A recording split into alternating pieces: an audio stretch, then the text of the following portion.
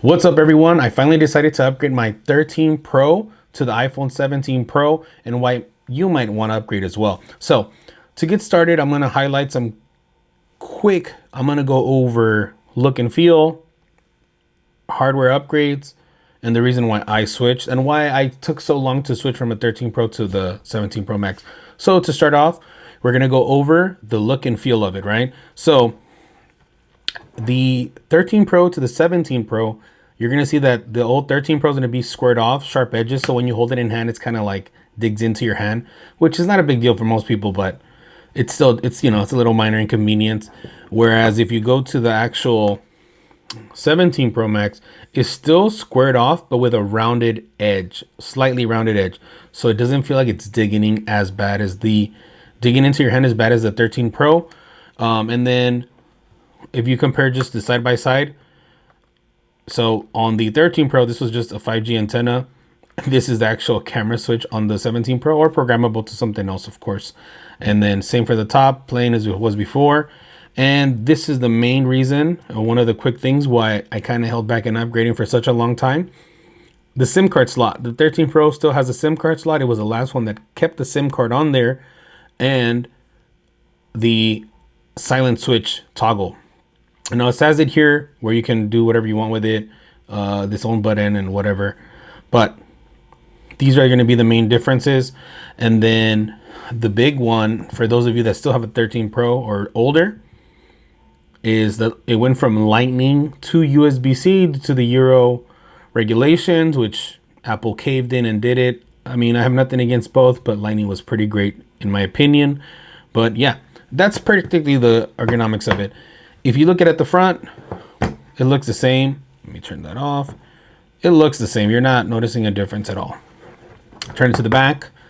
Here's the difference you're going to see right away, which is the traditional squared camera bump, which all of them have. The 14 Pro, the 14, 15, 16. 17 Pro, finally it's a wider design. They're saying that they're taking advantage of the bigger cameras and other little things in there, plus the vapor cooling, Vapor Max cooling or whatever that the iPhone 17 Pro has. So that would be it. Now, I'm not going to go spec by spec. I'm not going to go over every key spec of it, but I'm going to go through the main ones. So coming from the 13 Pro, you're getting a 12 megapixel camera on all cameras, all three: telephoto, the ultra wide, versus the 17 Pro, you're now getting the 48 megapixel fusion camera system on every one of them, the ultra wide, the wide, and the telephoto one.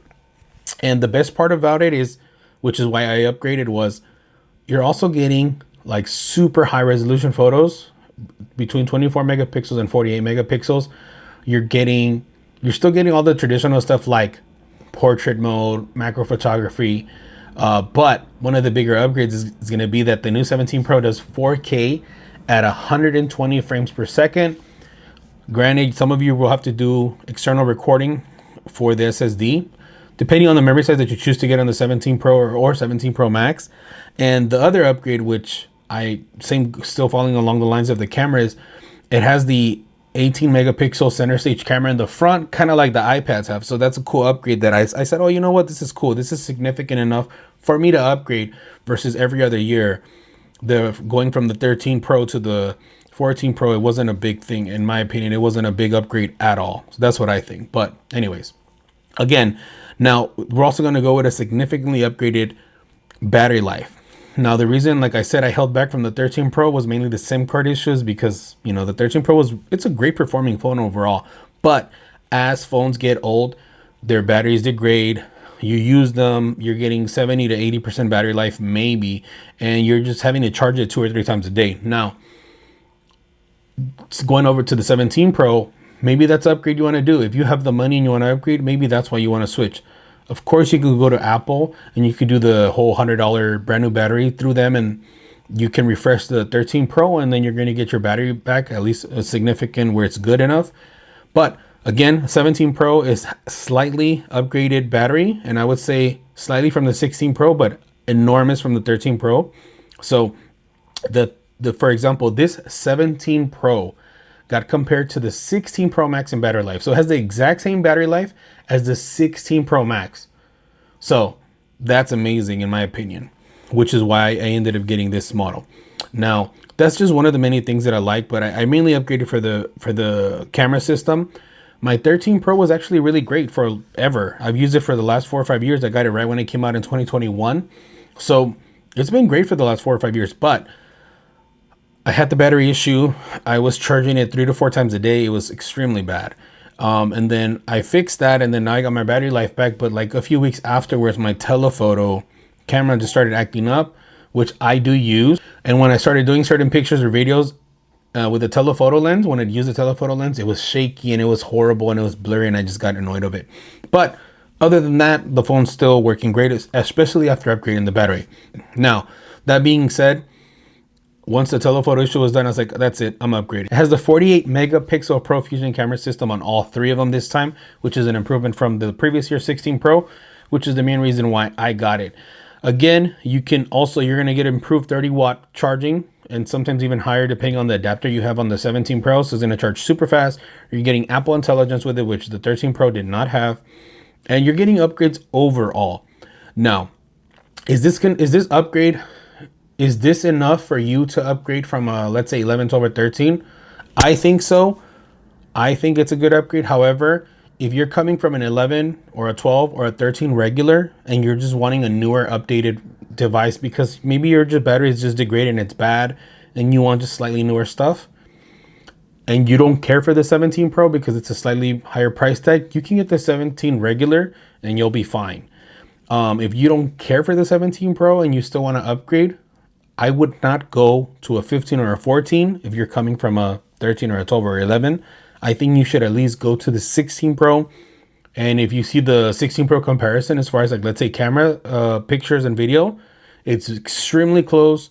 And it's actually beating the 17 Pro in a few pictures. Very minute stuff that you're not going to notice it. But if you go to the comparison video, this would be neck and neck as far as that goes.